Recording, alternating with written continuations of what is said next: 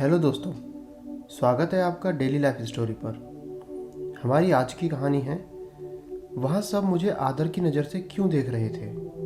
आइए शुरू करते हैं। उस दिन सुबह 8 बजे मैं अपने शहर से दूसरे शहर जाने के लिए निकला। मैं रेलवे स्टेशन पहुंचा, पर देरी से पहुंचने के कारण मेरी ट्रेन निकल चुकी थी। मेरे पास दोपहर की ट्रेन के अलावा और कोई चारा नहीं था। मैंने सोचा कहीं नाश्ता कर लिया जाए। बहुत जोर की भूख लगी थी। मैं होटल की ओर चल दिया। अचानक रास्ते में मेरी नज़र फुटपाथ पर बैठे 2 बच्चों पर पड़ी। दोनों लगभग 10-12 साल के रहे होंगे। बच्चों की हालत बहुत ख़राब थी। कमजोरी के कारण उनके अस्थिपंजर साफ दिखाई दे रहे थे। ऐसा लग रहा था वे भूखे हैं। छोटा बच्चा बड़े को खाने के बारे में कह रहा था और बड़ा उसे चुप कराने की कोशिश कर रहा था। मैं अचानक रुक गया। दौड़ती भागती जिंदगी में पैर ठहर से गए। जीवन को देख मेरा मन भर आया। सोचा इन्हें कुछ पैसे दे दिए जाएं। मैं उन्हें 10 रुपये देकर आगे बढ़ गया, परंतु मेरे मन में एक विचार आया, कितना कंजूस हूं मैं। 10 रुपये का क्या मिलेगा? चाय तक ढंग से नहीं मिलती। स्वयं पर शर्म आई। फिर मैं वापस लौटा। मैंने बच्चों से कहा, कुछ खाओगे? बच्चे थोड़े असमंजस में पड़ गए। मैंने कहा, बेटा मैं नाश्ता करने जा रहा हूँ, तुम भी कर लो। वे दोनों भूख के कारण तैयार हो गए। मेरे पीछे पीछे होटल में आ गए। उनके कपड़े गंदे होने के कारण होटल वाले ने डांट दिया और भगाने लगा। मैंने कहा, भाई साहब उन्हें जो खाना है वो दो, पैसे मैं दूंगा। होटल वाले ने आश्चर्य से मेरी ओर देखा। उसकी आंखों में उसके बर्ताव के लिए शर्म साफ दिखाई दी।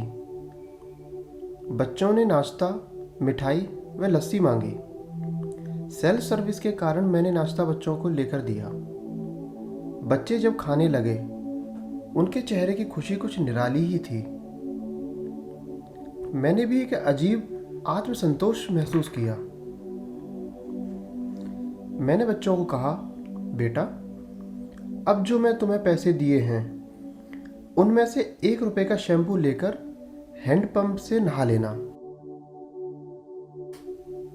और फिर दोपहर और शाम का खाना पास के मंदिर में जाकर लंगर में खा लेना। मैंने नाश्ते के पैसे चुकाए और फिर अपनी दौड़ती दिनचर्या की ओर बढ़ निकला। वहां आसपास के लोग बड़े सम्मान के साथ मुझे देख रहे थे। होटल वाले के शब्द आदर में परिवर्तित हो चुके थे। मैं स्टेशन की ओर निकला। थोड़ा मन भारी लग रहा था। मन थोड़ा उनके बारे में सोचकर दुखी हो रहा था। रास्ते में एक मंदिर आया। मैंने मंदिर की ओर देखा और कहा, हे भगवान आप कहाँ हो? इन बच्चों की ये हालत, ये भूख, आप कैसे चुप बैठ सकते हैं? दूसरे ही क्षण मेरे मन में विचार आया, अभी तक जो उन्हें नाश्ता दे रहा था मैं, वो कौन था? क्या तुम्हें लगता है वह सब अपनी सोच से किया? मैं स्तब्ध हो गया। मेरे सारे प्रश्न समाप्त हो गए। ऐसा लगा जैसे मैंने ईश्वर से बात की हो। मुझे समझ आ चुका था कि हम सिर्फ एक पात्र हैं उसके कार्य के लिए, इसलिए वो महान है। भगवान हमें किसी की मदद करने तभी भेजता है जब वह हमें उस काम के लायक समझता है। यह उसी की प्रेरणा होती है। किसी मदद को मना करना वैसा ही है जैसे भगवान के काम को मना करना। तो दोस्तों, ये थी हमारी आज की कहानी।